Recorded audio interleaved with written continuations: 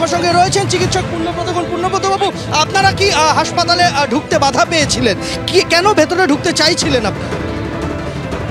আমাদের পূর্ব ঘোষিত কর্মসূচি ছিল যে আজকে 5টার সময় আমরা ক্রাই অফ দ্য আওয়ার্ডের যে স্ট্যাচু তার সামনে অভয়া জন্মদিন পালন করব। আর আমাদের ঠিক 1 ঘন্টা আগে আমাদের ভাই বোনেরা জুনিয়র ডাক্তার ফ্রন্ট তাদেরও একটা কল ছিল, তাদের জমায়েত 4টে থেকে চলছে। আমরা মিছিল করে এসে সেই জমায়েতে জয়েন করব, এটাই আমাদের কথা ছিল। আমার সঙ্গে শ্যামপুকুর থানার একজন সার্জেন্ট তার কথা হয়, তিনি জানতে চান আমাদের কর্মসূচি কি। আমি তাকে জানিয়েছিলাম যে এটা আমাদের কর্মসূচি, কিন্তু আজকে যখন আমরা এখানে এলাম তখন ওরা আমাদেরকে আটকালেন।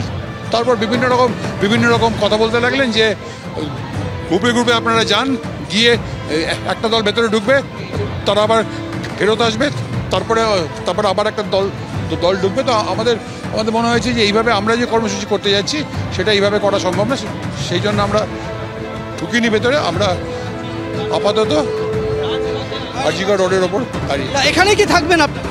দেখা যাক, আমরা তো কোনো বিশৃঙ্খলা করতে আসেনি, একটা মৌন মিছিল। আজকে জন্মদিন, তার সাথে 6 মাসের মৃত্যুদিনের সাথে মিশেছে বলে এসছি। কোনো বিশৃঙ্খলা হবে না, এখান থেকে আস্তে আস্তে শান্তিপূর্ণভাবে এটা এখানে শেষ হবে।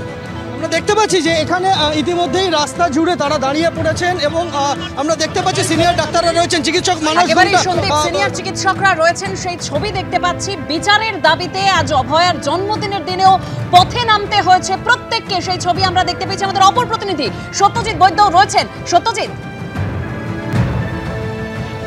দেখো বাবা, তোমাকে প্রথমেই দেখাবো যে আরজি করের যে গেট দিয়ে ঢোকা নিয়ে এত সমস্যা, এত তুলকালাম। একটু আগে এখানে রণক্ষেত্রের চেহারা নিয়েছিল, অর্থাৎ আধ ঘন্টা আগে।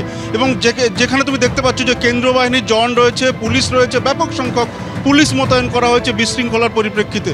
এবং তুমি যে গেটের ছবি দেখছো, দীপ্তেন্দু যে ছবি দেখাচ্ছে, এখানে কিন্তু একটু আগে পর্যন্ত ব্যারিকেড করে দেওয়া হয়েছিল কেন্দ্রীয় বাহিনীর জওয়ানদের পক্ষ থেকে, এবং যে কারণে কিন্তু এই বিশৃঙ্খলা তৈরি হয়, ব্যাপক হাতাহাতির পরিস্থিতি তৈরি হয়, বাকবিতণ্ডা শুরু হয়ে যায়।